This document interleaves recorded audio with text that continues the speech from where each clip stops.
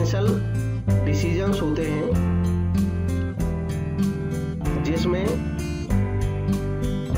पहला decision financing decision होता है। Financing decision related with the sources of finance, कि पैसा लेंगे कहाँ से। दूसरा डिसीजन इन्वेस्टिंग डिसीजन होता है कि हमको जो पैसा मिलेगा कहीं से उसको हम इन्वेस्ट कहाँ करेंगे। और तीसरा डिसीजन डिविडेंड डिसीजन, कि अगर हमने प्रॉफिट अर्न किया तो इसको डिस्ट्रीब्यूट करेंगे या फर्म में फिर से लगा देंगे। तो इनमें से आज हम डिस्कस कर रहे हैं इन्वेस्टिंग डिसीजन या इन्वेस्टमेंट डिसीजन। ये काफ़ी महत्वपूर्ण डिसीजन होता है किसी फर्म के लिए, क्योंकि एक्चुअली किसी भी बिजनेसमैन का मेन बिजनेस स्टार्ट ही यहाँ से होता है कि वो जब फंड को इन्वेस्ट करता है। फंड को इन्वेस्ट करने का डिसीजन लेना बहुत महत्वपूर्ण डिसीजन है, क्योंकि ये बाय नेचर एक लॉन्ग टर्म डिसीजन होता है। एक बार आपने फंड इन्वेस्ट कर दिए तो वापसी होना बड़ा मुश्किल होता है, और अगर वापसी होते भी हैं तो बड़े लॉसेज हो जाते हैं। इन्वेस्टमेंट डिसीजन मेजर या मेनली दो तरीके से हो सकते हैं। शॉर्ट टर्म इन्वेस्टमेंट डिसीजन हो सकते हैं या लॉन्ग टर्म इन्वेस्टमेंट डिसीजन। जब हम इन्वेस्टमेंट करंट असेट्स में कर रहे हो, शॉर्ट टर्म के लिए कर रहे हो, महीने 2 महीने के लिए या 1 साल के लिए ज़्यादा से ज़्यादा, तो ऐसा इन्वेस्टमेंट करंट एसेट में इन्वेस्टमेंट कहलाता है, और इसको वर्किंग कैपिटल भी कहते हैं। इसमें कोई बिजनेसमैन डिसीजन लेता है कि उसको स्टॉक कितना रखना है, या उसको उधार बेचना है तो उसके डेटर कितने के हो सकते हैं, या कैश कितना रखना है कैश इन हैंड, या कैश एट बैंक कितना मेंटेन करना है। ये सब डिसीजन शॉर्ट टर्म इन्वेस्टमेंट से रिलेटेड रहते हैं। दूसरे तरह के decision long term investment decision कहलाते हैं। लॉन्ग टर्म इन्वेस्टमेंट डिसीजन होते हैं जब हम इन्वेस्टमेंट लंबे समय के लिए करते हैं।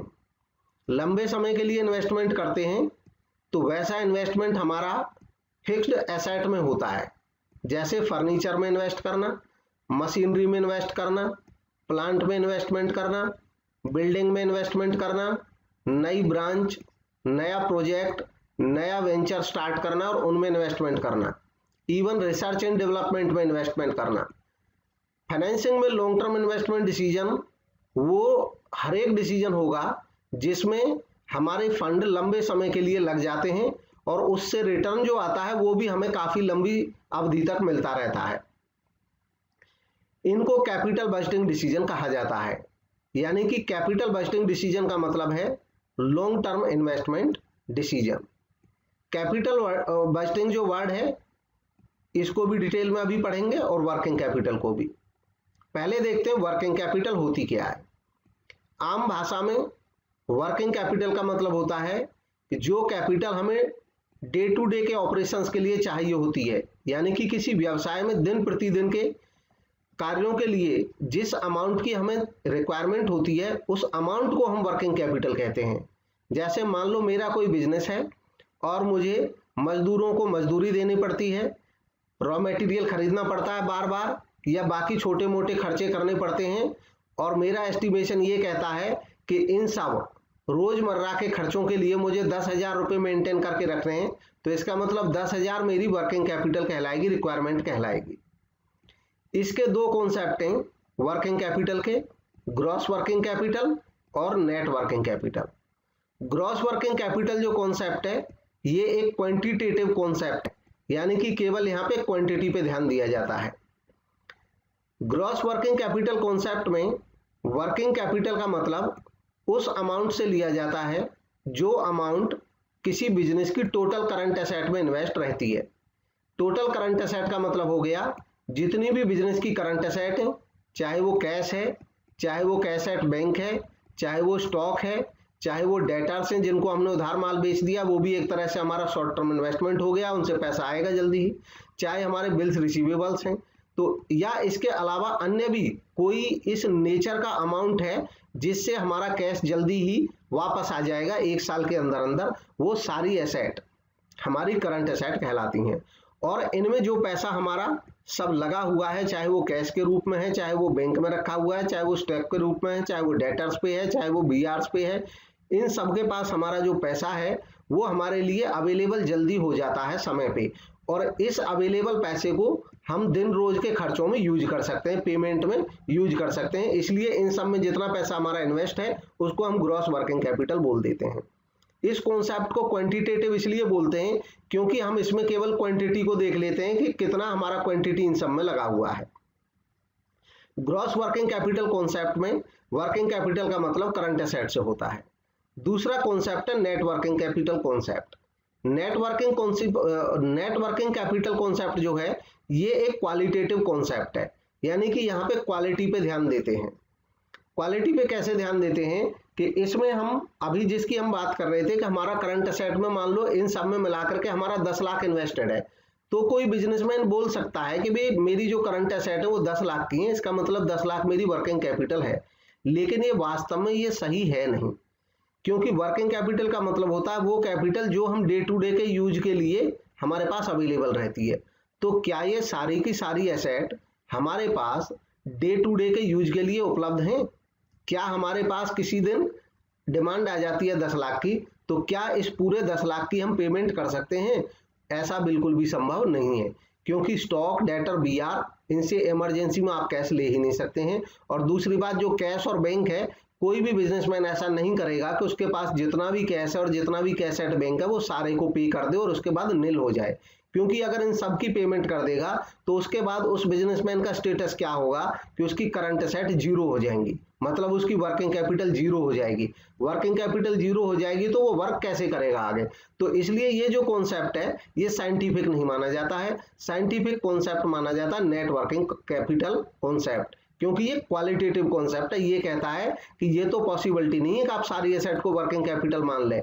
हाँ, अगर आपकी वर्किंग कैपिटल 10 लाख है तब आप सोचेंगे कि मान लीजिए आपकी जो लायबिलिटीज हैं आप उनको ध्यान में रखोगे कि मान लो हमारी लायबिलिटी 4 लाख है, तो कोई भी बिजनेसमैन ये सोच के चलेगा कि ये 10 लाख की जो करंट एसेट है, हमारी 4 लाख की जो करंट लायबिलिटीज हैं, इन 4 लाख की करंट लायबिलिटीज के बैकअप के लिए, यानी कि हम पे ये जो लायबिलिटीज हैं ये जब पैसा मांगे तो इतना पैसा तो हमारे पास हमेशा मौजूद होना चाहिए, क्योंकि जितनी हमारी करंट लायबिलिटीज हैं उतना पैसा हमेशा मौजूद होता है या उससे ज्यादा मौजूद होता है। तो ये हमारी शॉर्ट टर्म सोल्वेंसी को बताता है कि हमारी फर्म जो है वो अल्पकालीन शोधन क्षमता रखती है। मतलब शॉर्ट टर्म सोल्वेंसी का मतलब होता है कि हम अपनी करंट लायबिलिटीज को आसानी से अपने अवेलेबल करंट एसेट से पे कर सकते हैं।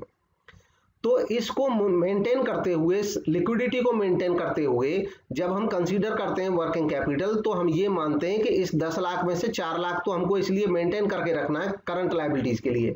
बाकी हमारे पास जो 6 लाख बच जाता है वो फ्रीली हमारे पास वो फ्री करंट एसेट हैं जिनको हम वाकई में यूज कर सकते हैं डे टू डे के पेमेंट में। तो ये ज्यादा व्यवहारिक कॉन्सेप्ट है, ज्यादा रेशनल कॉन्सेप्ट है, और इसलिए इसको क्वालिटेटिव कॉन्सेप्ट भी कहा जाता है। और इसमें नेट वर्किंग कैपिटल की कैलकुलेशन इस तरीके से लगाई जाती है कि करंट एसेट में से करंट लायबिलिटी माइनस कर देंगे तो हमारे पास वो करंट एसेट बचेंगी जिनको हम फ्रीली पेमेंट में यूज कर सकते हैं। जब कभी भी वर्किंग कैपिटल टर्म यूज की जाती है तो बाय डिफॉल्ट वर्किंग कैपिटल की जो ये वाला कॉन्सेप्ट है, ये वाली अवधारणा नेट वर्किंग कैपिटल, ये ज्यादा प्रचलित अवधारणा है। ठीक है, इसलिए वर्किंग कैपिटल का मतलब ऑटोमेटिकली हमेशा नेट वर्किंग कैपिटल से ही होता है। अब बात आती है next permanent working capital, gross working capital या नेट वर्किंग कैपिटल की। वर्किंग कैपिटल को नेचर के आधार पे, बिजनेस के आधार पे, बेसिस के आधार पे अलग अलग टाइप भी हो सकते हैं। 2 मेजर टाइप और है, उनको हम डिस्कस कर रहे हैं। एक होती है परमानेंट वर्किंग कैपिटल, इसको फिक्स्ड वर्किंग कैपिटल भी कहते हैं, रेगुलर वर्किंग कैपिटल भी इसको बोल देते हैं। ये वर्किंग कैपिटल का वो लेवल होता है, वर्किंग कैपिटल का वो लेवल होता है जो किसी बिजनेसमैन को हमेशा बनाए रखना होता है किसी भी कीमत पर। यानी कि ये minimum level of working capital होता है जो हमेशा बिजनेस को मेंटेन करके रखना चाहिए। इसको ऐसे समझें कि जैसे मान लो किसी पर्सन की एक शॉप, किसी पर्सन की मान लो एक फ्रूट सेलर है, कोई फ्रूट सेलर है, तो जो फ्रूट सेलर है वो हमेशा फ्रूट्स का एक लेवल तो अपनी दुकान पे बना के रखता ही है, वो जीरो नहीं करेगा कभी भी। मान लो वो जैसे ही वो लेवल कम होने लगता है तो वो तुरंत दोबारा से फ्रूट्स लाके रख देता है। तो जो भी मिनिमम लेवल वो रिक्वायर समझता है कि भाई मेरे बिजनेस में मान लो 1 लाख के फ्रूट्स मेरे पास हमेशा बने रहने चाहिए, तो ये मिनिमम वर्किंग कैपिटल है जो इसको मौजूद रखनी है, और इतना इन्वेस्टमेंट तो हर एक बिजनेस को हमेशा रखना ही होता है। इसको परमानेंट वर्किंग कैपिटल कहते हैं, इसी को फिक्स्ड वर्किंग कैपिटल भी कहते हैं, या इसी को रेगुलर वर्किंग कैपिटल भी कहते हैं। इसको कोई भी बिजनेस हमेशा मेंटेन करके रखना चाहेगा अपने यहाँ पे। तो ये जो परमानेंट वर्किंग कैपिटल है, इसकी फाइनेंसिंग के लिए सोर्स भी वैसा ही चुनना पड़ता है, इसीलिए इसका इंपोर्टेंस भी है परमानेंट वर्किंग कैपिटल के जानने का। तो वर्किंग कैपिटल की यानी कि करंट असेट का जो सोर्स होते हैं, करंट असेट के लिए हम सोर्स चुन सकते हैं, यानी कि फंड कहाँ से आएगा। फंड भी दो तरह के होते हैं, शॉर्ट टर्म सोर्सेज से भी ले सकते हैं हम, और लॉन्ग टर्म सोर्सेज से भी ले सकते हैं। अब बात यह है कि जो करंट असेट हैं, इनका फाइनेंस शॉर्ट टर्म फंड से किया जाए या लॉन्ग टर्म फंड से किया जाए। तो देखिए, करंट असेट का एक पार्ट लॉन्ग टर्म सोर्सेज से फंड करके रखना चाहिए, जिसको हम परमानेंट वर्किंग कैपिटल कहते हैं। परमानेंट वर्किंग कैपिटल यानी कि जो हमें हर समय हमारी दुकान में इतना इन्वेस्ट रहना चाहिए, उसकी सोर्सिंग हमेशा लॉन्ग टर्म सोर्स से होनी चाहिए, या तो मालिक की कैपिटल से हो या लॉन्ग टर्म लोन से हो, क्योंकि वो हमें हमेशा मेंटेन करके रखना पड़ेगा, तो उसमें से बहुत जल्दी पैसा वापस आने वाला नहीं है। नेक्स्ट होती है टेम्परेरी वर्किंग कैपिटल। इसको वेरिएबल वर्किंग कैपिटल या सीजनल वर्किंग कैपिटल भी कहते हैं। इस वर्किंग कैपिटल की खासियत ये होती है कि ये सीजनल रिक्वायरमेंट के लिए होती है, जैसे कोई फेस्टिवल हो गया, कोई स्पेसिफिक ओकेशंस आ गए, उस समय इसकी रिक्वायरमेंट अचानक ज़्यादा हो जाती है, लेकिन जैसे ही वो सीजन जाता है तो फिर से वो रिक्वायरमेंट डाउन हो जाती है, वापस आ जाती है। तो ये जो स्टॉक होते हैं, इस तरह की जो वर्किंग कैपिटल होती है, वो हमें केवल कुछ खास समय के लिए चाहिए होती है, तो इसका जो फाइनेंस है वो भी शॉर्ट टर्म से ही कर लिया जाता है, क्योंकि वो जल्दी ही वो सामान हमारा बिक जाएगा। जैसे मान लो फेस्टिवल आया, तो बहुत सारे शॉपकीपर्स क्या करते हैं, फेस्टिवल के टाइम पे एडिशनल सामान खरीद के ले आते हैं। उनको पता होता है कि जैसे ही फेस्टिवल ओवर होगा तो ये हमारा सामान बिक जाएगा और इससे कैश आ जाएगा, और इस कैश से हम फिर अपने सोर्सेज की पेमेंट कर देंगे। तो जैसी रिक्वायरमेंट होती है वैसा ही सोर्स देखना होता है फंड का। Sources of working capital long term हो सकते हैं, शॉर्ट टर्म हो सकते हैं। लॉन्ग टर्म सोर्सेज जहां पे हम फंड 1 साल से लंबी अवधि के लिए लेते हैं, 1 ईयर से ज्यादा टाइम के लिए।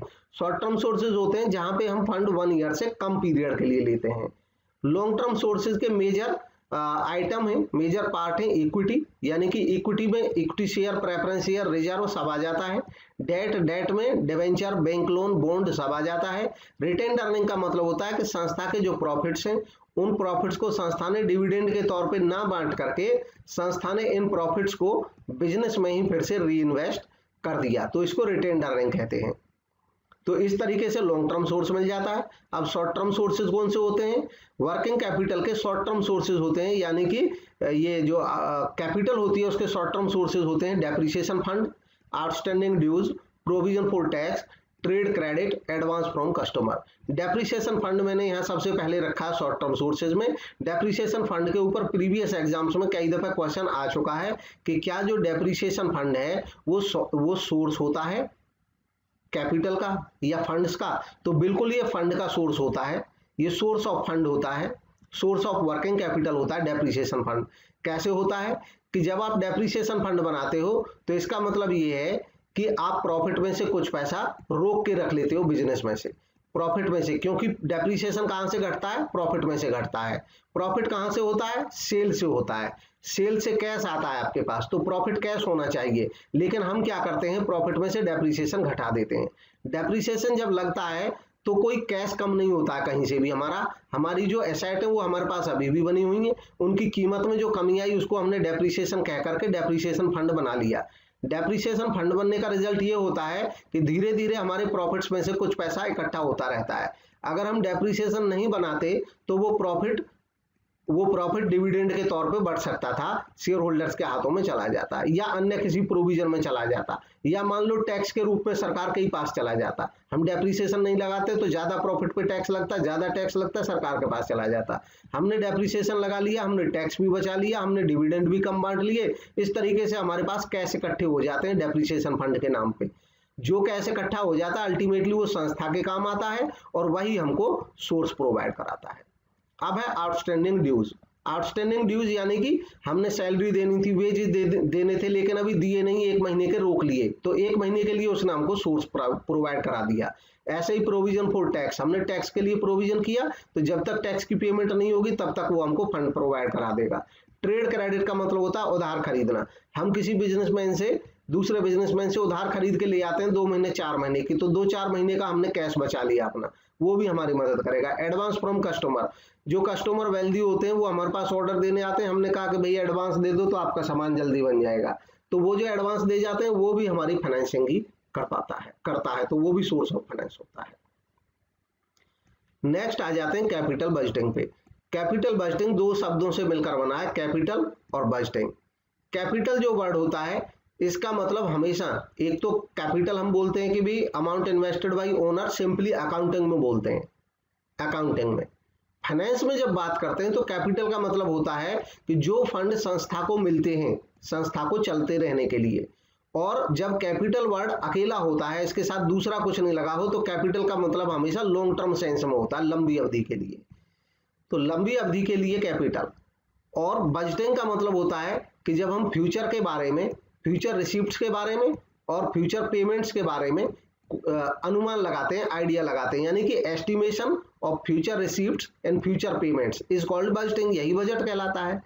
फ्यूचर रिसीप्ट्स का आइडिया लगाते हैं कितनी हो सकती है, फ्यूचर पेमेंट्स का आइडिया लगाते हैं, इसी को बजटिंग कहते हैं। कैपिटल बजटिंग का मतलब हो गया कि जब कोई संस्था कैपिटल इन्वेस्टमेंट करती है, यानी कि लंबी अवधि के लिए पैसा लगाती है, फर्नीचर में पैसा लगाए, बिल्डिंग में पैसा लगाए, नया प्रोजेक्ट शुरू करे उसमें पैसा लगाए, और जब इस पैसा लगाती है संस्था तो इसके बारे में वो सोचती है कितना पैसा चाहिएगा, कितना पैसा लगेगा, यानी कि पेमेंट। तो फ्यूचर की पेमेंट के बारे में सोचती है कितना हमको इन्वेस्ट करना पड़ेगा। साथ ही साथ संस्था ये भी देखती है कि जो हम इन्वेस्ट करेंगे इस फंड में तो इससे रिसिप्ट कितनी होगी, कितना मिलेगा। फॉर एग्जांपल जैसे मान लो एक संस्था कहती है कि हमें नई ब्रांच खोलनी है, तो संस्था इसके लिए कैपिटल बजटिंग करेगी। कैपिटल बजटिंग का मतलब हो गया बजट बनाएगी और लंबी अवधि का बजट बनाएगी।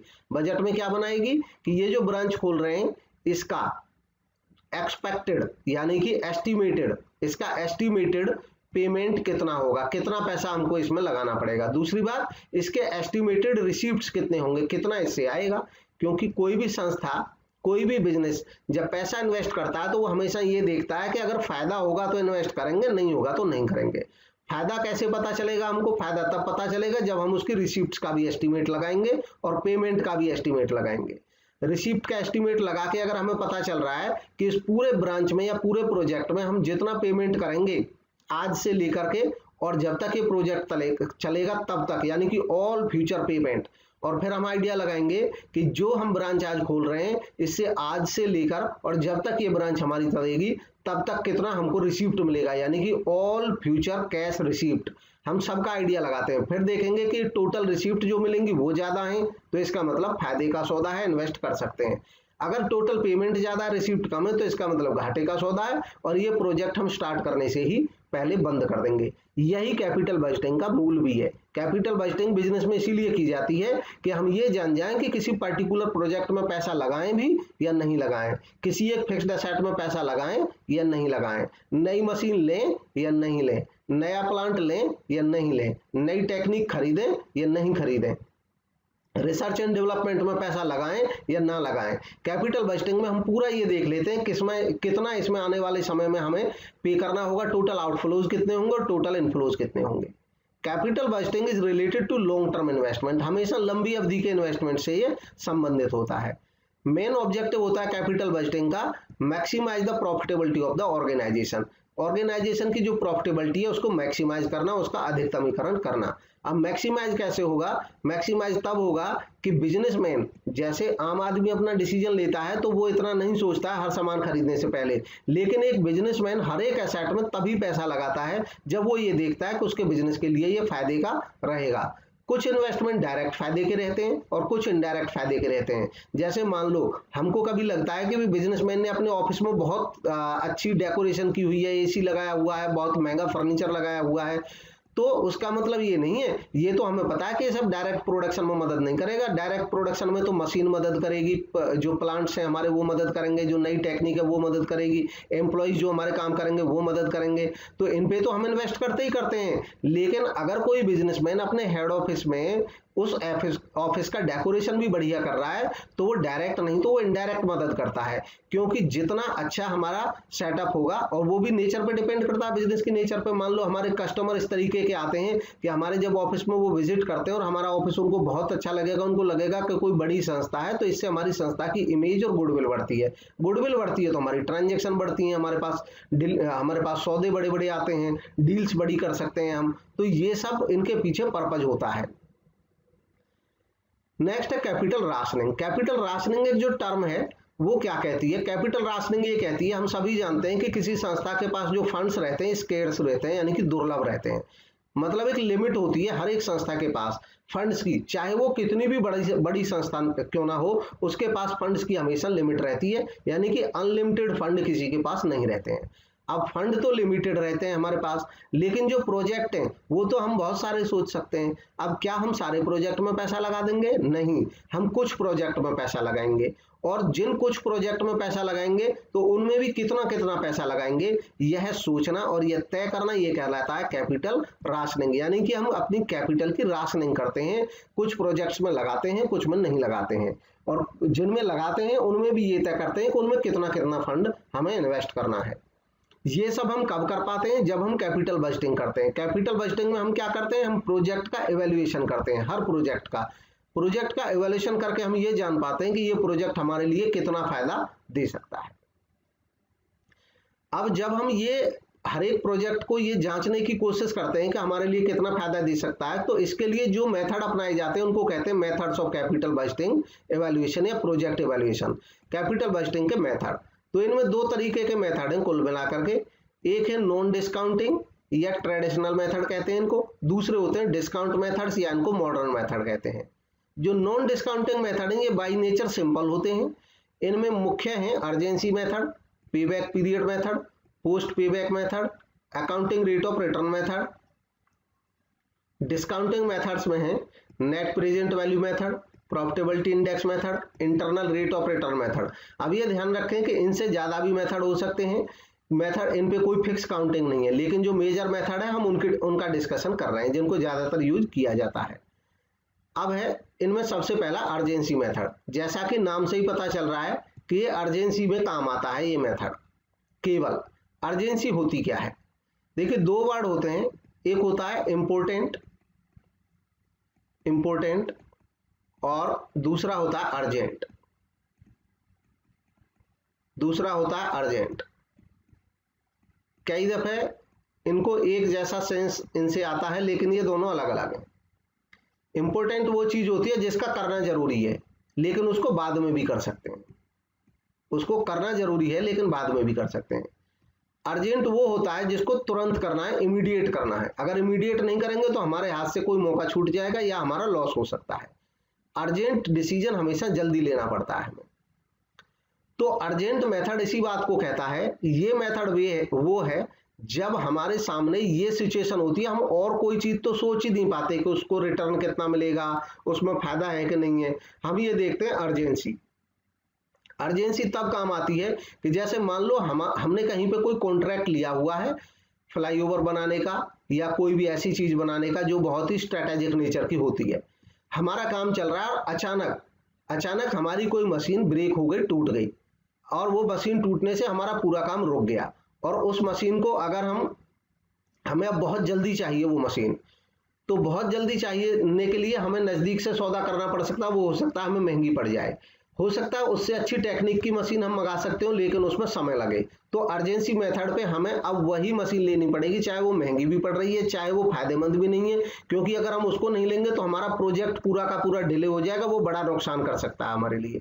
तो ये अर्जेंसी पे जब हम देखते हैं तो ऐसे प्रोजेक्ट का चयन जो सबसे नजदीक होता है उसको सिलेक्ट कर लिया जाता है, जो जल्दी हो जाएगा मिल जाएगा उसको सिलेक्ट कर लिया जाता है अर्जेंसी के मेथड में।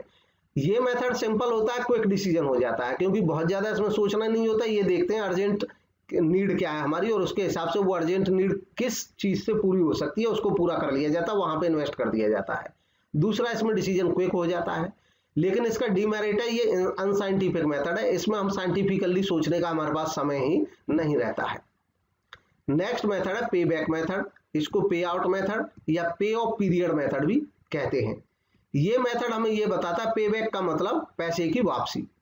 पैसे की वापसी, हम किसी भी प्रोजेक्ट में पैसा लगाते हैं, मान लो हम 10 लाख रुपए किसी ब्रांच में लगा रहे हैं, तो हम ये चाहते हैं कि भाई ये ब्रांच हमें अर्निंग देगी। अर्निंग देने का मतलब है ये संस्था हमें रिटर्न करेगी हमारा इन्वेस्टमेंट। अब इसमें पे बैक पीरियड मेथड में ये देखा जाता है कि वो रिटर्न का पीरियड कितना होगा, यानी कि कितने दिन में ये पैसा हमें, ये हमारा जो इन्वेस्टमेंट है, ये हमारा जो इन्वेस्टमेंट है ये कितने दिन में हमको पैसे को वापस कर देगा। इस चीज पे इसमें ध्यान दिया जाता है। अब सबसे पहले देखते हैं कि इसको कैलकुलेट कैसे करते हैं। इस मेथड में पे बैक पीरियड किसी प्रोजेक्ट का असर्टेन किया जाता है। पे बैक पीरियड वो टाइम होता है जितने समय में हमें इनिशियल इन्वेस्टमेंट हमारा कवर हो जाएगा। ये प्रोजेक्ट में उस प्रोजेक्ट को सिलेक्ट किया जाता है जिसका शॉर्टेस्ट पे बैक पीरियड होता है। इसको इससे समझें कि मान लो जिस हम एक प्रोजेक्ट में 10 लाख रुपए इन्वेस्ट करना चाह रहे हैं, जिस प्रोजेक्ट में हम इन्वेस्ट कर रहे हैं उसकी नीड भी 10 लाख की है। अब हम ये देख रहे हैं कि भाई रिटर्न कितना देगा, तो हमें पता चला कि ये पर ईयर हमें, मतलब ये जो प्रोजेक्ट है हमें वो हर साल एज एन एवरेज 1 लाख का रिटर्न दे देगा हमें खर्चा काट करके। तो 1 लाख का रिटर्न दे देगा, तो पे बैक पीरियड में हम सिंपली ये देख लेते हैं कि भाई हम 10 लाख रुपए लगा रहे हैं और हर साल हमको जो मिलेगा वो 1 लाख मिलेगा। तो कितने साल में ये पैसा वापस आ जाएगा, हमारा 10 ईयर्स में ये पैसा हमें वापस मिल जाएगा। अगर हम एक ही प्रोजेक्ट में इन्वेस्ट कर रहे हैं तो हम इस आधार पर डिसीजन लेंगे कि क्या हमारे मैनेजमेंट ये मतलब हमारी मैनेजमेंट को ठीक लग रहा है, वो कंफर्टेबल है कि 10 साल में हमारा पैसा वापस आ जाए, तो वो सिलेक्ट कर लेंगे। अगर वो चाहते हैं कि नहीं 10 साल तो लंबा हो जाएगा, उतना वेट नहीं करेंगे, तो वो मना कर देंगे इसमें इन्वेस्ट करने के लिए। लेकिन जब हमारे सामने कई प्रोजेक्ट होते हैं तो जिसका पीरियड सबसे कम होता है उसको सिलेक्ट करते हैं। जैसे मान लो एक प्रोजेक्ट ये है जो 1 लाख रिटर्न देगा, दूसरा प्रोजेक्ट ये है कि जिसमें हम 10 लाख अगर इन्वेस्ट करेंगे तो वो हमें पर ईयर 2 लाख रुपए देगा। पर ईयर 2 लाख का मतलब है कि वो हमें पैसा रिटर्न कर देगा 2 लाख के रेट से 5 साल में।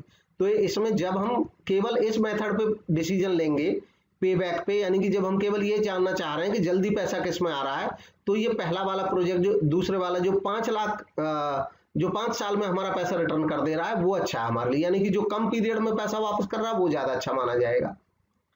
अब इसमें पे बैक पीरियड जैसे निकाला, इनिशियल इन्वेस्टमेंट जैसे यहाँ पे 10 लाख लिखा हमने और एनुअल कैश फ्लो 1 लाख, तो 10 साल आ गया इसका पीरियड। मेरिट क्या है, ये कैलकुलेशन में आसान है, इजी टू अंडरस्टैंड है, आसानी से समझ जाते हैं। और reduce the possibility of loss on account of obsolescence. Obsolescence का मतलब होता है अप्रचलन। भाई अप्रचलन कब होता है, ऑब्सोलेसेंस तब होता है जब लंबी अवधि तक कोई एसेट बनी रहती है, क्योंकि समय के साथ टेक्निक बदलती रहती है और पुरानी जो मशीन होती है वो ऑब्सोलेट हो जाती है, वो आउटडेटेड हो जाती हैं नई टेक्निक आने पे। तो जब हम ऐसे प्रोजेक्ट का चुनाव करते हैं जो हमारा पैसा जल्दी ला देगा, तो ऑब्सोलेंस का खतरा कम हो जाता है, क्योंकि ऑब्सोलेंस पीरियड के साथ साथ बढ़ता है। लंबी अवधि में ज्यादा खतरा रहता है, कम अवधि में कम खतरा रहेगा।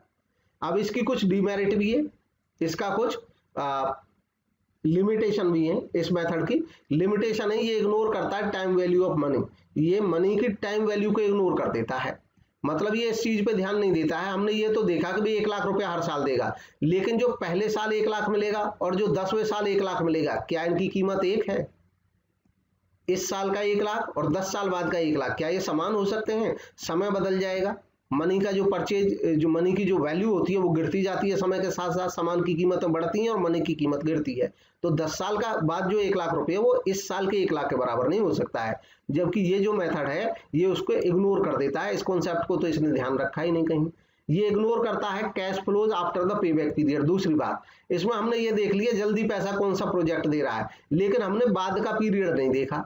मान लो जो पहले वाला प्रोजेक्ट है जो हमारा पैसा 5 साल में वापस कर रहा है, अगर वो प्रोजेक्ट ऐसा है कि 5 साल बाद अब वो रिटर्न नहीं देगा, तो इसका मतलब केवल 5 साल में जो मिल लिया वो मिल लिया। और जो 1 लाख पर एनम दे रहा है वो 10 साल तक दे रहा है हमें 1-1 लाख, लेकिन पता चला कि 10 साल के बाद भी ये अगले 40 साल तक चलता रहेगा, तो बाद में और भी रिटर्न देगा, लेकिन इस चीज को इसमें ध्यान ही नहीं रखा गया इस मेथड में। दूसरा मेथड है पोस्ट पे back profitability method.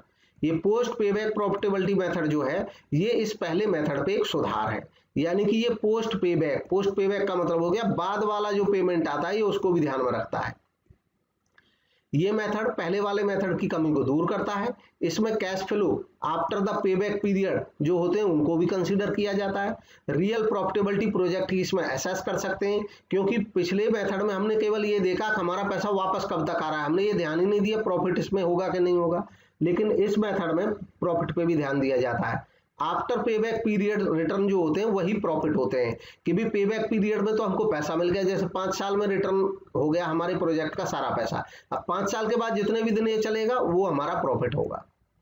Post payback profitability कैसे कैलकुलेट करते हैं, इसका तरीका होता है कैश इनफ्लो। कैश इनफ्लो यानी कि annual cash inflow into estimated life minus payback period plus salvage value. For example जैसे इसी प्रोजेक्ट की बात कर रहे हैं जिसमें हम 10 लाख रुपए लगा रहे हैं, मान लो हमें ये पर एनम 2 लाख रुपए देगा, तो हमने कहा कि साहब 5 साल में तो इससे पैसा हमारा सारा वापस आ जाएगा। अब हमने देखा कि हमारे इस प्रोजेक्ट की जो वैल्यू है वो 10 साल है, मान लो ये 10 साल तक चलेगा ये, तो हम कहेंगे कि एस्टिमेटेड लाइफ है 10 साल और पेबैक पीरियड है 5 साल, तो 5 साल में तो हमारा पैसा वापस हो जाएगा पूरा का पूरा इन्वेस्टमेंट। अब बच गए हमारे पास बाद में 5 साल, और उन 5 साल में भी ये कैश फ्लो मान लो 2 लाख के रेट से मिलता रहेगा। तो अब हमें पोस्ट पेबैक प्रॉफिट कितना हो जाएगा, पोस्ट पेबैक प्रॉफिट हो जाएगा 2 पंजे 10 लाख, ये हमारा बेनिफिट हो जाएगा।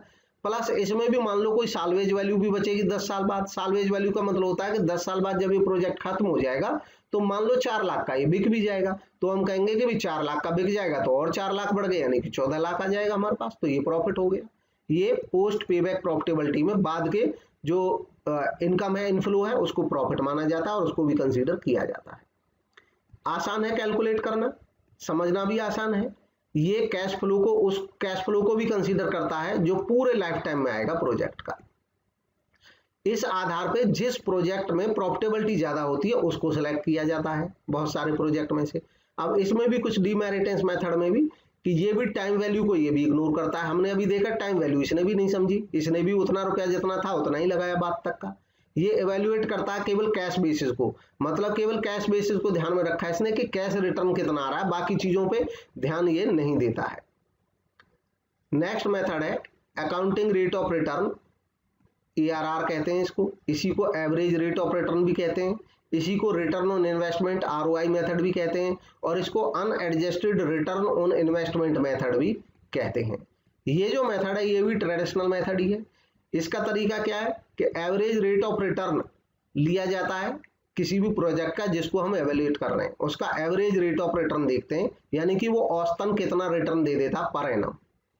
इसको कैलकुलेट किया जाता है average rate of return on initial investment. Average rate of return on initial investment का मतलब हो गया कि जैसे मान लो इनिशियल हम 10 लाख इन्वेस्ट कर रहे हैं अपने बिजनेस में, और हमने देखा कि इसका जो एवरेज रिटर्न होगा आने वाले 5 साल या आने वाले 4 साल में वो पर ईयर 1 लाख का रिटर्न हो जाएगा, या मान लो पर ईयर 2 लाख का रिटर्न हो जाएगा। तो एवरेज इसका रेट क्या आ जाएगा, रेट आ जाएगा 2/10 इंटू 100। दरअसल इसको परसेंटेज में निकाल लिया जाता है कि कितने परसेंट ये हमको हर साल दे देगा, तो 2/10 इंटू 100 का मतलब हो गया 2/510 हो जाएगा, और ये 5 से 20 यानी कि 20% रिटर्न दे रहा है, बस परसेंटेज में निकल आया। इसी को हम अकाउंटिंग रेट ऑफ रिटर्न बोलते हैं, क्योंकि ये अकाउंटिंग मेथड से हम निकालते हैं इसको। अब इसमें 2 कॉन्सेप्ट हैं, इसमें भी ARR और ROI में थोड़ा सा अंतर है, बाकी सब तरीका सेम है। ARR में average annual profit upon average investment देखते हैं, और ROI में average annual profit upon initial investment देखते हैं। यानी कि ये जो अभी हमने निकाला ये ROI था, रिटर्न ऑन इन्वेस्टमेंट, कि 10 लाख इन्वेस्ट किया 2 लाख एवरेज आएगा, तो ये परसेंट आ गई। ये जो मेथड है ARR, इसमें देखते हैं एवरेज इन्वेस्टमेंट। एवरेज इन्वेस्टमेंट क्या होता है कि जैसे मान लो आज हम इन्वेस्ट कर रहे हैं इस बिजनेस में अपने में 10 लाख रुपए, बाद में हमने देखा कि जो 10 लाख रुपए हम इन्वेस्ट कर रहे हैं, मान लो ये प्रोजेक्ट हमारा 10 साल तक चला, और 10 साल तक ये प्रोजेक्ट हमारा चला, तो 10 साल बाद इसकी जो स्क्रैप वैल्यू बचेगी वो बच जाएगी 2 लाख। तो हम देखेंगे कि साल के शुरू में हम इन्वेस्ट कर रहे हैं 10 लाख, और जब इसका पीरियड समाप्त हो जाएगा प्रोजेक्ट का तो हमें मिल जाएंगे 2 लाख। तो ओपनिंग की वैल्यू 10 लाख और क्लोजिंग की वैल्यू 2 लाख। तो एवरेज कितना रहा, तो एवरेज आ जाएगा 10 + 2/2, तो 10 + 2 हो जाएगा 12/2, यानी कि 6 लाख एवरेज हो जाएगा। तो जब हम एवरेज ARR निकालते हैं तो अपॉन 6 लाख कर देते हैं, यानी कि इसी में हम जो एवरेज रिटर्न है वो 2 लाख है, अपॉन जो एवरेज इन्वेस्टमेंट है वो 6 लाख हो जाएगा इंटू 100, तो इस तरीके से निकल आएगा।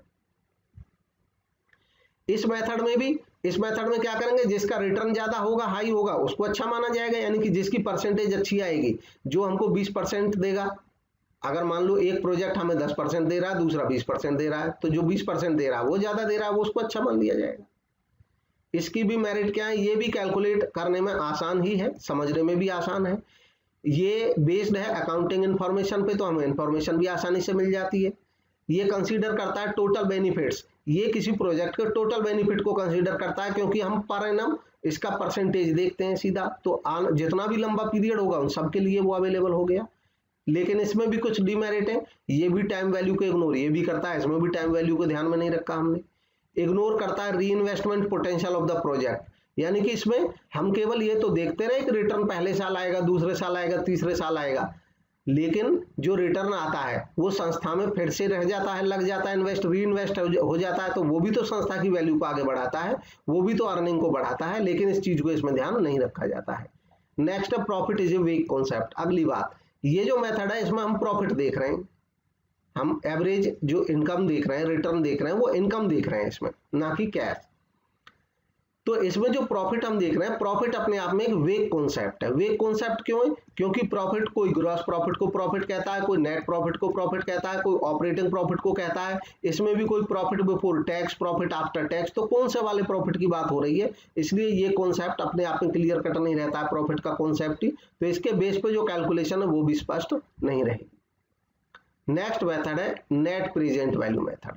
अब नेट प्रेजेंट वैल्यू मेथड जो है ये मॉडर्न मेथड है, इसमें हम नेट प्रेजेंट वैल्यू का ध्यान रखते हैं, यानी कि प्रेजेंट वैल्यू को देखते हैं, मतलब टाइम फैक्टर का भी इसमें ध्यान रखा जाता है। इस मेथड में कैश फ्लोज, इनफ्लोज जितने भी हैं उनको प्रेजेंट वैल्यू को कंसीडर किया जाता है। प्रेजेंट वैल्यू क्या होती है, present value is the discounted value of future cash inflow, future के जो कैश इनफ्लो है उनकी डिस्काउंटेड वैल्यू होती है प्रेजेंट वैल्यू।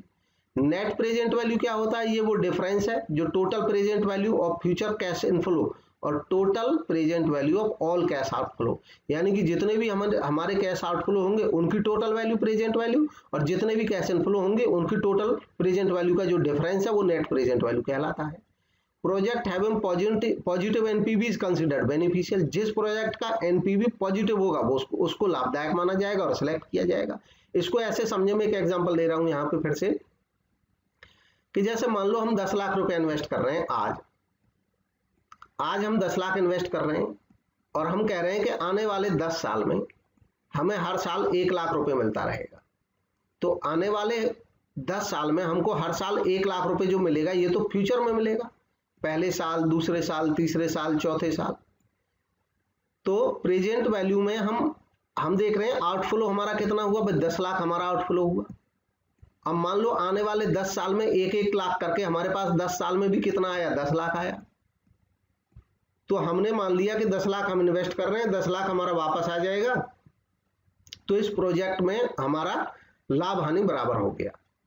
मान लो ये प्रोजेक्ट हमारा 11 साल तक चलेगा, तो हम कहेंगे 11 लाख आ जाएंगे 11 साल में, तो हम कहेंगे कि हमारे पास आएगा 11 लाख और हम लगा रहे हैं 10 लाख, आएगा 11 लाख इनफ्लो हमारे पास, और हम आउटफ्लो यानी कि जो हम इन्वेस्ट कर रहे हैं इस प्रोजेक्ट में वो 10 लाख कर रहे हैं, इसका मतलब 1 लाख ज्यादा आएगा, तो हम कहेंगे कि प्रॉफिट हो रहा है इस प्रोजेक्ट में। लेकिन क्या ये सही बात है, ये सही बात नहीं है।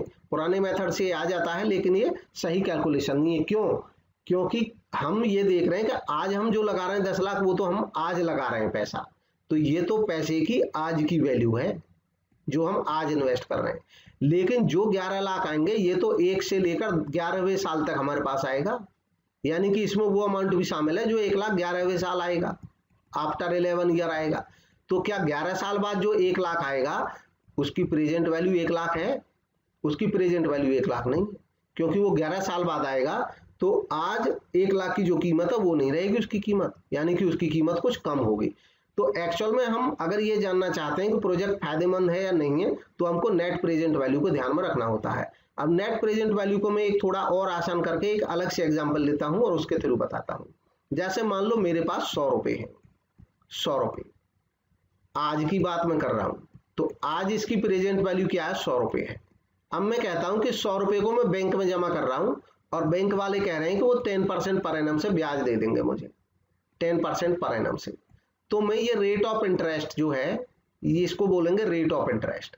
मैं कहूंगा कि 1 साल बाद आफ्टर 1 ईयर, आफ्टर 1 ईयर मेरे पास कितना रुपया हो जाएगा, ये 100 रुपया, 10% का ब्याज लगेगा 10 रुपये, और ये हो जाएगा 1 साल बाद 110 रुपये, यानी कि फ्यूचर में ये 110 हो जाएगा। तो मैं ये कह सकता हूं कि आज का जो प्रेजेंट वैल्यू है मेरे 100 रुपये की, उसकी फ्यूचर वैल्यू 1 साल बाद 110 हो जाएगी, क्योंकि इसमें 10% ब्याज जुड़ जाएगा, 110 हो जाएगी। और मैं ये कहूं कि 1 साल बाद जो 110 रुपये हैं, यानी कि फ्यूचर में 1 साल बाद जो 110 रुपये हैं, आज इनकी वैल्यू केवल 100 रुपये है, क्योंकि ये तो ब्याज के बाद होंगे ना 110। तो जब हम आज के अमाउंट को कि मैं बैंक में रख दूं 1 साल बाद मेरा कितना हो जाएगा, तो मैं फ्यूचर वैल्यू को ध्यान में रख रहा हूं। लेकिन अगर मैं ये देखूं कि 1 साल बाद मुझे 110 रुपये की जरूरत पड़ेगी, तो मैं बैंक वालों से पूछूं कि भाई मुझे देखो अगले साल यानी कि फ्यूचर में मुझे 110 रुपये चाहिए, तो मुझे आप बता दो मैं कितने रुपए जमा कर दूं आपके यहाँ। तो बैंक वाले कहेंगे ठीक है, हम आपको एक इसमें कटौती करेंगे, डिस्काउंट करेंगे। मैं कहूंगा डिस्काउंट क्यों करेंगे, तो वो कहते हैं कि देखो डिस्काउंट इसलिए करेंगे ताकि हम ये बता सकें आपको कि आज आप कितना पैसा जमा कर दो। तो मैंने कहा ठीक है, उन्होंने इस पर डिस्काउंटिंग की और डिस्काउंटिंग करके उन्होंने बताया कि आज आप 100 रुपये जमा कर दो, तो तब आपको 110 रुपये अगले साल मिलेंगे। यानी कि ये 1 साल बाद के जो 110 रुपये हैं फ्यूचर के, इनकी प्रेजेंट वैल्यू जो है वो 100 रुपये है। इसी रेट से जब हम प्रेजेंट से फ्यूचर वैल्यू निकालते हैं तो हम रेट ऑफ इंटरेस्ट को जोड़ देते हैं, और जब हम फ्यूचर वैल्यू से प्रेजेंट वैल्यू पे आते हैं तो हम रेट ऑफ डिस्काउंट बोलते हैं उसको, क्योंकि अब हम कमी कर रहे हैं उस अमाउंट में, तो रेट ऑफ डिस्काउंट से घटा दिया जाता है। अब ये जो कैलकुलेशन है इसकी डिटेल में जाने की जरूरत नहीं है, इसको टेबल से, एन्युटी टेबल से चेक कर लिया जाता है। 1 साल का तो निकाल भी सकते हैं, लेकिन 10-15 साल का निकालना पड़े तो बहुत लेंथी कैलकुलेशन हो जाती है। तो खैर एनपीवी निकालने का तरीका क्या हुआ, नेट प्रेजेंट वैल्यू। अब हम इसको देखते हैं, मान लो इस प्रोजेक्ट को कि हमने ये देख लिया इसी मेथड से कि भाई जो 11 लाख हमारे आने वाले 11 साल में 1-1 लाख करके आएंगे, तो हम पहले जो 1 साल बाद 1 लाख करेंगे आएंगे उनकी प्रेजेंट वैल्यू निकालेंगे पहले डिस्काउंटिंग करके, दूसरे साल जितने आएंगे उनकी भी प्रेजेंट वैल्यू करेंगे, तीसरे साल जितना आएंगे उनकी भी प्रेजेंट वैल्यू करेंगे। ऐसे ही 11 साल बाद जो 1 लाख आएंगे उनका भी प्रेजेंट वैल्यू निकालेंगे। मतलब हर साल के अमाउंट की हमने प्रेजेंट वैल्यू निकाल ली, तो आज की वैल्यू के इक्विवेलेंट आ जाएगी। और पता चला कि उनकी जो 11 लाख है उसकी प्रेजेंट वैल्यू तो मिलकर के 8 लाख ही हो रही है। तब हम देखेंगे कि भाई हम तो आउटफ्लो कर रहे हैं, यानी कि हम तो इन्वेस्ट कर रहे हैं 10 लाख, और रिटर्न हमको जो प्रेजेंट वैल्यू आ रही है रिटर्न की, हमारे सारे रिटर्न की वो आ रही है केवल 8 लाख। तो इसका मतलब ये प्रोजेक्ट तो घाटे का सौदा है, तो इसमें पैसा नहीं लगाया जाएगा। लेकिन जो प्रोजेक्ट की जो ये इनफ्लो है ये ज्यादा आ जाएगा, मान लो ये 15 लाख आ गया किसी का, तब हम कहेंगे कि प्रेजेंट वैल्यू 15 लाख आ गई, तो नेट प्रेजेंट वैल्यू कितनी आई। अब नेट प्रेजेंट वैल्यू क्या होती है, present value of future cash inflow. Future के कैश इनफ्लो की प्रेजेंट वैल्यू मान लो 15 लाख है, फ्यूचर में जो पैसा हमें मिलेगा उसकी आज की वैल्यू मान लो 15 लाख है, और आज हम कैश आउटफ्लो जो दे रहे हैं वो 10 लाख है, तो इसका जो डिफरेंस आएगा वो 5 लाख। ये हमें बता रहा है कि प्रॉफिट है। और इसी मेथड में मान लो फ्यूचर के जो कैश इनफ्लोज हैं उनको अभी पहले हम 8 लाख जब काउंट कर रहे थे, अगर उनको हम 8 लाख मानते तो ये उल्टा आ जाता नेगेटिव में, यानी कि लॉस है। और अगर मान लो इनफ्लो भी 10 लाख हो जाता प्रेजेंट वैल्यू फ्यूचर के इनफ्लोज का, और कैश आउटफ्लो भी हम 10 लाख कर रहे हैं, तो ये नील आ जाता है, यानी कि इस प्रोजेक्ट से हमें ना कोई फायदा हो रहा है और ना कोई हानि।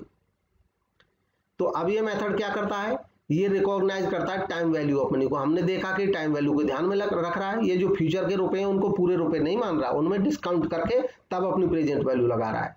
ये कंसीडर करता है टोटल बेनिफिट को। अगली बात है टोटल बेनिफिट को कंसीडर करता है, जितने भी हमारी फर्म फ्यूचर में कमाएगी। बेस्ट मेथड है ये उस समय जब हमें सिलेक्ट करने हो mutually exclusive project. Mutually exclusive project यानी कि जब हमारे पास ऐसे प्रोजेक्ट हो कि हमें ये सोचना मुश्किल हो रहा हो कि किस में हम पैसा लगाएं, तो ये मेथड हमें आसानी से बता देगा। नेट प्रेजेंट वैल्यू जिसकी ज्यादा होगी हम उसमें पैसा लगाएंगे। इसकी कुछ डिमेरिट है, ये कैलकुलेशन में डिफिकल्ट है, मुश्किल है। नीड्स डिस्काउंट फैक्टर, इसके लिए डिस्काउंट फैक्टर की जरूरत है। अब डिस्काउंट फैक्टर जो है वो उसकी जो कैलकुलेशन होती है वो थोड़ी मुश्किल होती है। Not suitable for project having different effective lifes. अगर मान लो कुछ प्रोजेक्ट, मान लो सेम प्रोजेक्ट सेम लाइफ है सबकी, 10 साल 10 साल 10 साल के 4, तब तो आसान है। लेकिन अगर उनकी इफेक्टिव लाइफ अलग अलग होगी तब ये उनके लिए सूटेबल नहीं रहेगा कि एक प्रोजेक्ट है वो 5 साल तक चलेगा, एक 10 साल तक चलेगा, क्योंकि जो हमारा डिस्काउंटिंग रेट होता है वो तो ईयर के हिसाब से होता है कि 5 साल बाद की डिस्काउंटिंग बराबर होगी 5 साल के ही, वो 10 साल से मैच नहीं करेगी। नेक्स्ट है प्रॉफिटेबिलिटी इंडेक्स मेथड। ये जो मेथड है प्रॉफिटेबिलिटी इंडेक्स मेथड, ये उस केस में मदद करता है जब जो इफेक्टिव लाइव्स होती हैं वो अलग अलग रहती हैं या जो इन्वेस्टमेंट अमाउंट का अलग अलग रहता है, क्योंकि इसमें हम नेट प्रेजेंट वैल्यू को ना देख करके प्रेजेंट वैल्यूज का परसेंटेज निकाल लेते हैं। इसी को हम प्रॉफिटेबिलिटी इंडेक्स कहते हैं, यानी कि हर प्रोजेक्ट का हम एक परसेंटेज में इंडेक्स जान लेते हैं। In this method profitable index is calculated for each project. Her project के लिए इंडेक्स निकाला जाता है। इंडेक्स कैसे निकालते हैं? प्रॉफिटेबिलिटी इंडेक्स यानी कि पीआई कैलकुलेट करते हैं बाय डिवाइडिंग पीवी यानी कि present value of cash flows की जो प्रेजेंट वैल्यू है by the initial investment. Project having highest index is considered best, यानी कि प्रेजेंट वैल्यू मान लो हमारे प्रोजेक्ट पहला प्रोजेक्ट है, उसकी प्रेजेंट वैल्यू सारे कैश इनफ्लोज की प्रेजेंट वैल्यू हमने निकाल ली और वो आई 2 लाख। अब हमने देखा कि उसमें टोटल इनिशियल इन्वेस्टमेंट कर रहे हैं मान लो हम ये 3 लाख, तो हम पीआई इसका निकाल लेंगे, कितने परसेंट आ जाएगा 2/3 इंटू 100। या तो परसेंटेज में निकाल लेते हैं और परसेंटेज नहीं निकालेंगे तो ये पॉइंट में आ जाता है हमेशा। फिर दूसरा प्रोजेक्ट हमारा कह रहा है कि उसमें हम इन्वेस्ट करेंगे इनिशियल 4 लाख और हमें जो वापस आएगा पैसा वो आएगा 5 लाख, तो 5/4 इंटू 100। इस तरीके से ये अलग अलग सभी प्रोजेक्ट के क्या बन जाएंगे, इनके हमारे पास परसेंटेज में वैल्यू निकल आएगी जिनको हम पीआई बोलेंगे, परफॉर्मेंस इंडेक्स। तो इसकी जो परसेंटेज आ गई वो निकाल लेंगे, कितनी आ गई, जैसे मान लो 66% आ गई। इसकी परसेंटेज निकाल लेंगे, कितनी आ गई, मान लो 125 आ गई। तो जिसका ज्यादा इंडेक्स रहेगा वो ज्यादा अच्छा माना जाएगा। नेक्स्ट है internal rate of return method, IRR। इसको हिट एंड ट्रायल मेथड भी कहते हैं। हिट एंड ट्रायल इसलिए कहते हैं कि इसमें जो परसेंटेज होता है वो हम कोई एज्यूम नहीं करते कहीं से, ना कोई रेफरेंस लेते हैं उसका, बल्कि हम ये ऐसा रेट ढूंढते हैं जिस रेट से हमारा जो इन्वेस्टमेंट है वो पूरा का पूरा हमें रिटर्न हो जाए, यानी कि हमारे जितने इनफ्लोज हैं हमारे वो आउटफ्लोज को बराबर हो जाए। तो ऐसा रेट ढूंढते हैं। ऐसा रेट ढूंढने पे प्रेजेंट वैल्यू 0 आ जाती है। हम वो रेट ढूंढते हैं, जैसे फॉर एग्जांपल मैं ये कहता हूं कि मान लो आने वाले 10 साल तक मुझे 1-1 लाख रुपए वापस मिलेंगे, उनकी मैंने प्रेजेंट वैल्यू निकाल ली। उनकी प्रेजेंट वैल्यू निकाल करके फिर मैंने देखा मैं इन्वेस्ट कितना कर रहा हूं, तो मैंने कहा कि 10 लाख रुपए में इन्वेस्ट कर रहा हूं। अब मान लो अगर इसकी प्रेजेंट वैल्यूज जितनी भी हैं इनका फैक्टर अगर 10% हो और 10% पे जो इनफ्लो वो भी 10% आ जाए और मेरा इन्वेस्टमेंट भी 10% आ जाए, इसका मतलब ये है कि मैं 10 साल के लिए अगर 10 लाख रुपए लगाता हूं तो एक पर्टिकुलर अमाउंट मेरे को वापस मिलेगी अगर 10% पे, तो वो भी 10 लाख ही रहेगी। इसका मतलब ये इंटरनल रेट ऑफ रिटर्न हो गया, यानी कि रिटर्न का वो रेट जिस रेट पे जितना मैं इन्वेस्ट कर रहा हूं ठीक उतना ही इस प्रोजेक्ट के लाइफ टाइम में मुझे वापस भी मिल जाए, उसको हम इंटरनल रेट ऑफ रिटर्न कहते हैं। इंटरनल रेट ऑफ रिटर्न को टाइम एडजस्टेड टेक्निक भी कहते हैं, क्योंकि इसमें टाइम फैक्टर का भी ध्यान रखा जाता है, प्रेजेंट वैल्यू और फ्यूचर वैल्यू को कंसीडर किया जाता है। ये उन डिसएडवांटेजेस को कंसीडर करता है, कवर कर लेता है जो ट्रेडिशनल टेक्निक की थी। ट्रेडिशनल टेक्निक्स में जो कमियां थी उनको ये दूर करता है ये मेथड। IRR वह रेट है डिस्काउंट का जिस पे present value of cash inflows, जितने भी कैश इनफ्लोज उनकी प्रेजेंट वैल्यू बराबर हो जाएगी present value of cash outflows के, यानी कि उसमें उस प्रेजेंट वैल्यू को ढूंढा जाता है। अब इसको हिट एंड ट्रायल क्यों कहते हैं, क्योंकि इसमें देखा जाता है कि जैसे मान लो हमने एक एस्टिमेट किया कि भी हमारे जो रिटर्न है वो 10% पे अगर हम लगा रहे हैं तो हमारे जो आउटफ्लो 10 लाख है हमारे टोटल इनफ्लोज को हम डिस्काउंटिंग अगर 10% पे कर रहे हैं तो वो 10 लाख नहीं आ रहे, वो तो 11 लाख आ रहे हैं। तो हम कहते हैं कि ठीक है इस रेट को थोड़ा और कम कर देते हैं, 9% करके देखते हैं। अगर फिर भी नहीं आ रहा तो फिर कहेंगे ठीक है 9.15 करके देखते हैं। तो ऐसे हम 2-3 रेट हमें चेक करने पड़ जाते हैं और हम उस रेट पे कैलकुलेशन को रोकते हैं जहां पे हमारे इन्वेस्टमेंट की प्रेजेंट वैल्यू भी पूरा 10 लाख आ जाए और हमारे जो आउटफ्लो है उसकी वैल्यू भी 10 लाख आ जाए। तो वो इंटरनल रेट ऑफ रिटर्न हम इस मेथड से जब ढूंढते हैं तो हिट एंड ट्रायल करते हैं, इसलिए इसको हिट एंड ट्रायल मेथड भी कहते हैं।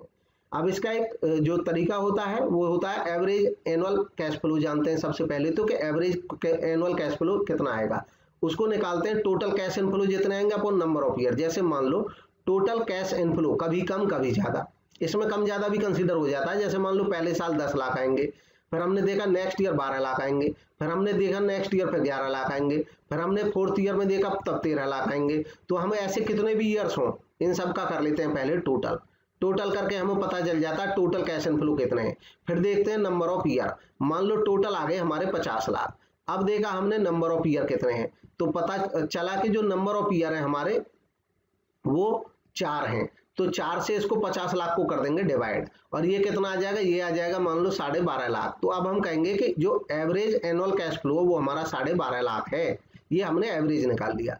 फिर देखेंगे प्रेजेंट वैल्यू फैक्टर क्या होगा। तो प्रेजेंट वैल्यू फैक्टर कैसे निकालते हैं कि इनिशियल इन्वेस्ट कितना कर रहे हैं upon average annual cash flow, average annual cash flow कितना आ रहा है।